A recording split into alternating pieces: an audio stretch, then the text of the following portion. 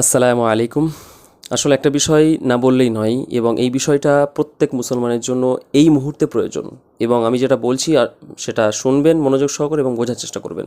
এই যে বর্তমানে ভারতের এবং পশ্চিমবঙ্গে যে পরিস্থিতি আমরা দেখতে পাচ্ছি তা কোন বিষয়ে সেটা আলাদা করে বলার প্রয়োজন নেই, কারণ প্রত্যেকটা মানুষ জানে যে এই ওয়াকফ বিল যে সরকার পাশ করেছে এটা মুসলমানদের জন্য কত বড় ক্ষতিসাধন হতে পারে তা প্রত্যেকেরই জানা। তো এখন বিষয় হচ্ছে বিভিন্ন দিকে আন্দোলন হচ্ছে, পুরো দেশ জুড়ে আন্দোলন হচ্ছে, বিশেষ করে পশ্চিমবঙ্গে আন্দোলন হচ্ছে। ও এটা একটা মুসলমানদের জন্য ভালো একটা দিক। এই আন্দোলন করার পরে যে কতটা আমরা সার্থক হব এবং কতটা রেজাল্ট দেবে তা কিন্তু আমাদের কারো জানা নেই, তবে আমাদেরকে শেষ পর্যন্ত কিন্তু আন্দোলন চালিয়ে যেতে হবে। সরকার এই যে বিল পাশ করেছে এটা মুসলমানদের একটা বড় ক্ষতির একটা দিক। এটা একটা আলাদা বিষয়। আমাদের যে লড়াই হচ্ছে, আমাদের যে আন্দোলন হচ্ছে, এটা কিন্তু সম্পূর্ণ সরকারের বিরুদ্ধে।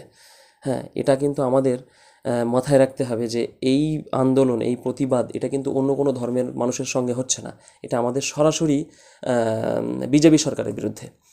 তো সেখানে একটা জিনিস আমাদের খেয়াল রাখতে হবে যে আন্দোলন করতে গেলে বিভিন্ন জায়গায় দেখা যাচ্ছে যে মুর্শিদাবাদে যে কাণ্ড ঘটেছে ইতিমধ্যে, হ্যাঁ, এটা কার দোষ নয় এটা কিন্তু আলাদা বিষয়, কিন্তু যেটা ঘটনা ঘটছে তা কিন্তু প্রচণ্ড তীব্র নিন্দনীয়।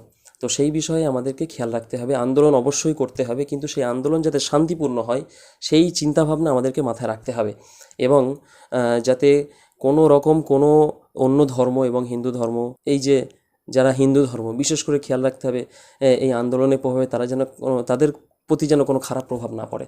আর একটা বিশেষ বিষয় যে এক ধরনের চক্রান্তকারী আছে যারা কিন্তু এই আন্দোলনকে ইস্যু করে হিন্দু মুসলিমের মধ্যে একটা বড় বিভ্রান্ত সৃষ্টি করার চেষ্টা করবে, দাঙ্গা লাগানোর চেষ্টা করবে। তো তারা সেই চেষ্টার জন্য তারা বিভিন্ন রকমের ফাঁদ কিন্তু পাতবে এবং ইতিমধ্যে পাতছে।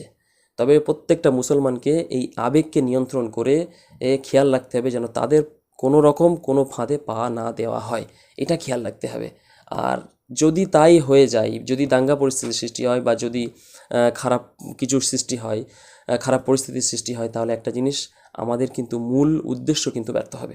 এটা প্রত্যেকটা মুসলমানকে বুঝতে হবে। আন্দোলনে অবশ্যই যেতে হবে এবং শান্তিপূর্ণ আন্দোলন করে তার একটা নির্দিষ্ট ওয়ে আছে, আমরা যে আন্দোলন করছি তার একটা নির্দিষ্ট পথ আছে, সেই পথে আলেমদের পরামর্শ মতো সুন্দর করে শান্তিপূর্ণ আমাদেরকে আন্দোলন করতে হবে। আর যে বিষয়টা যে মেসেজটা আমার দেওয়ার, যে প্রত্যেকটা মহল্লায় এখন প্রতিনিয়ত কিন্তু আমাদের এই আন্দোলন চলছে।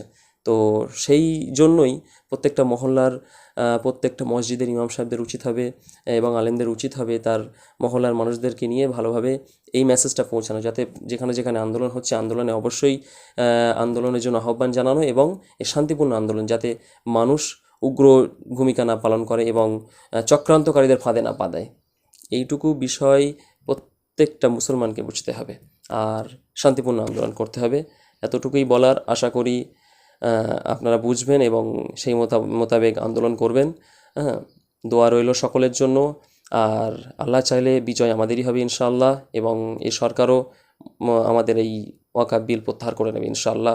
আমাদের চেষ্টা যেভাবে চলছে সেভাবেই চলবে ইনশাআল্লাহ, আমরা চালিয়ে যাব শেষ পর্যন্ত। আল্লাহু আকবার। আসসালামু আলাইকুম ওয়া রাহমাতুল্লাহি ওয়া বারাকাতুহু।